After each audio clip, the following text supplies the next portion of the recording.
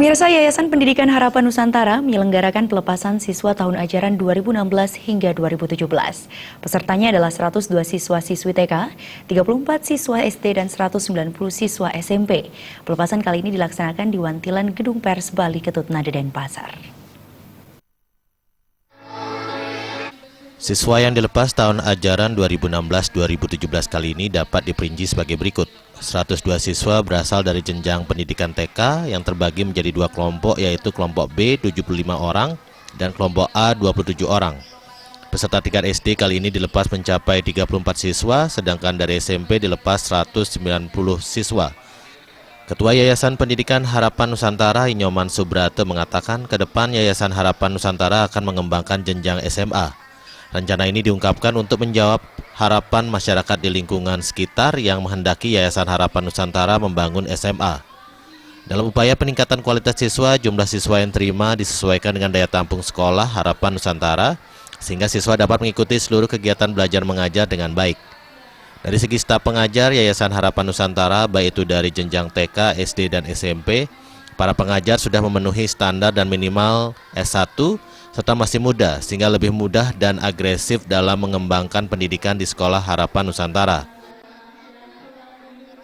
Ini harapan kita nanti di Harapan Nusantara, siswa-siswa yang sudah tamat di Harapan Nusantara, baik dari TK, SD maupun SMP nanti, itu harapan kita dapat betul-betul bersaing di tingkat baik negeri maupun swasta di Kota Denpasar, semua maupun di Provinsi Bali ini maupun di seluruh Indonesia.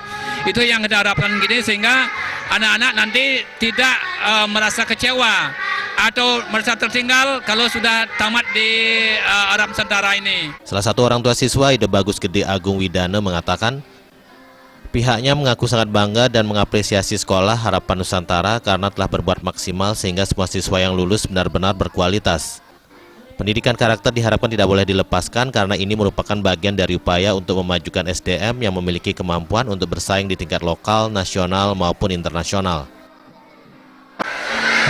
Saya sebagai orang tua, sekali lagi, bahwa HN ini adalah salah satu yayasan yang menaungi beberapa jenjang pendidikan, telah melaksanakan fungsi-fungsi pendidikan itu mulai dari level yang paling bawah sampai dengan level yang setingkat SMA, walaupun SMA baru segera akan di launching.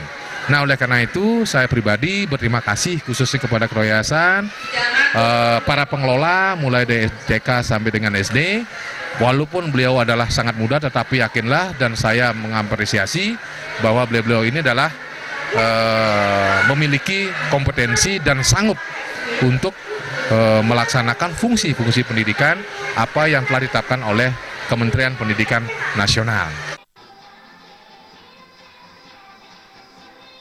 Seluruh siswa nantinya diharapkan bersaing pada jenjang pendidikan yang lebih tinggi dengan berbekal ilmu pengetahuan dan pembinaan yang selama ini didapat di Sekolah Harapan Nusantara. Putu Ratna, Bali TV.